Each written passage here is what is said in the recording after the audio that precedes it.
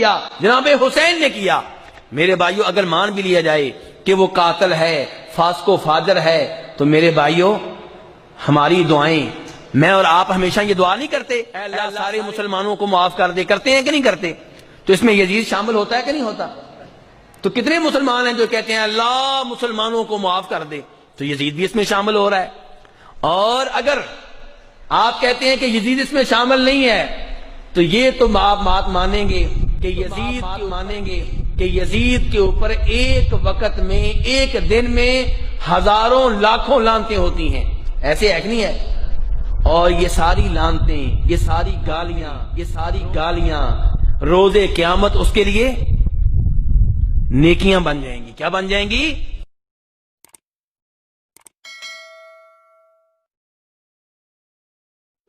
ظالم تو نے سیدہ سکینہ کو تڑپایا، پھر بھی جنت ملے گی۔ تو نے علی اصغر کی جان لی تیرے لشکر نے، پھر بھی جنت ملی۔ علی اکبر چھینا، پھر جنت ملی۔ 72 لاشیں مصطفیٰ کے تڑپائے، پھر جنت ملی۔ نیزے پر حسین کے اور شہداء کربلا کے سر سفر کر کے گئے، پھر بھی جنت ملی۔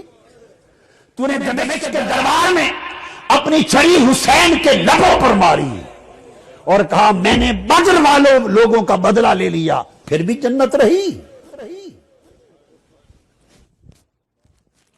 اور مارکہ کربلا کے بعد جب اہل مدینہ نے یزید کی بیعت توڑ دی، کل کتب حدیث سیر اور تاریخ میں درج ہے، تو اس نے مدینہ پر حملہ کیا 10,000 اہل مدینہ شہید کرائے، 700 جلیل القدر صحابی شہید کرائے۔ یزید کے لشکر نے حضرت ابو سعید خدری نابینا ہو گئے تھے، ان کی داڑھی پکڑ کے تھپڑ مارے۔ مسجد نبوی میں اذان معطل کر دی، اقامت معطل کر دی، نماز معطل کر دی۔ 3 دن مصطفیٰ کے مزار پر اذان نہیں ہوئی، مسجد نبوی میں اذان نہیں ہوئی۔ اور ہر کتاب میں البدایہ والنہایہ میں، تاریخ طبری نے، تاریخ الخلفاء میں، ابن اسیر میں، تاریخ خلدون میں، تاریخ ذہبی میں، ہر سیرت کی اور تاریخ کی کتاب میں درج ہے۔ لشکر بھیجتے ہوئے یزید نے کہا میں تم پر مدینہ شہر 3 دن کے لیے حلال کرتا ہوں،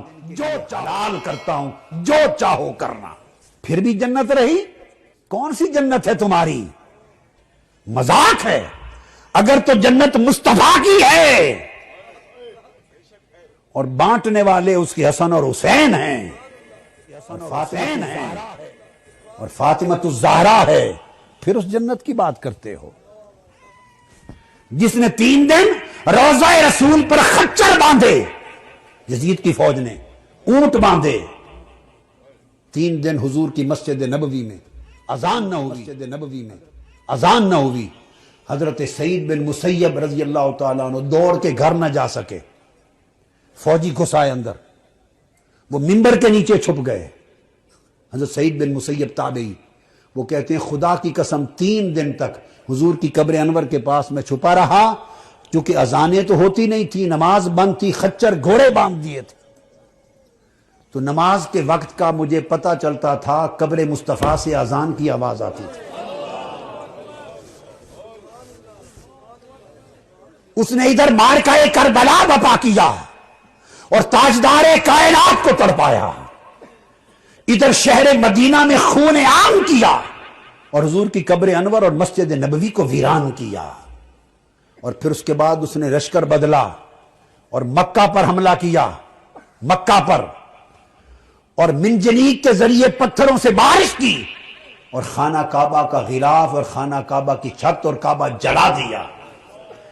ادھر کعبہ جل رہا تھا، ادھر یزید مسلسل اپنے احکام بھیج رہا تھا، تو احراق کعبہ کے دوران